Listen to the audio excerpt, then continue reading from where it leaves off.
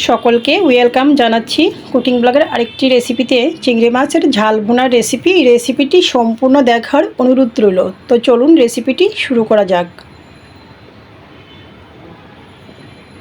প্রথমেই চুলাটা অন করে একটি কড়াই বসিয়ে দিয়ে দিয়েছি পরিমাণ মতো তেল। তেলে দিয়ে দিয়েছি লবণ, হলুদ গুঁড়া, ময়লা পরিষ্কার করে ধুয়ে রাখা মাছ। নাড়াচাড়া করে মাছটা মিনিট খানেক ভেজে নামিয়ে নিচ্ছি। এতটা কড়া করে ভাজবো না। একই পাত্রে আমি দিয়ে দিয়েছি কুচি করে রাখা পেঁয়াজ, সাথে তেজপাতা। পেঁয়াজটা তাড়াতাড়ি সফট হওয়ার জন্য লবণ।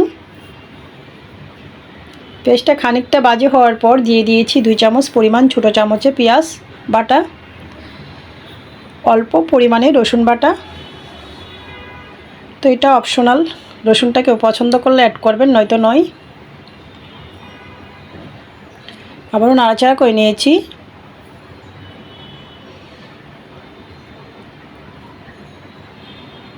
তো এই পর্যায়ে আমি দিয়ে দিয়েছি আদা বাটা,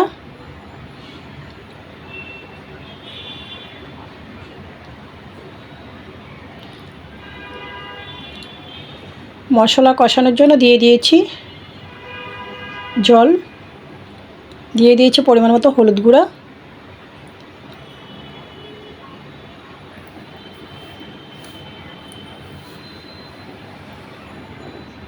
স্বাদ মতো লঙ্কার গুঁড়া, পরিমাণ মতো ধনিয়ার গুঁড়া,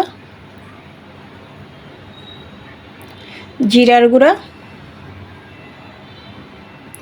নাড়াচাড়া করে মশলাটা কষিয়ে নিচ্ছি।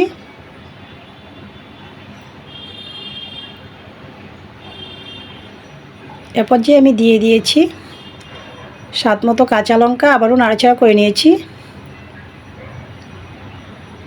তো মশলাটা যখন ভালো করে কষানো হয়ে গিয়েছে, এই পর্যায়ে আমি দিয়ে দিয়েছি পরিমাণ মতো গ্রেভি।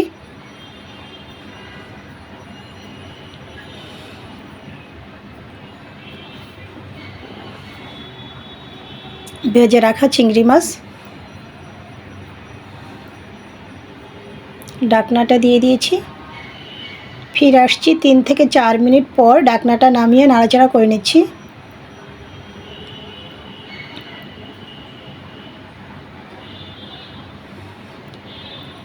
দিয়ে দিয়েছি গরম মশলা পাউডার, আবারও নাড়াচাড়া করে ঢাকনাটা দিয়ে দেব।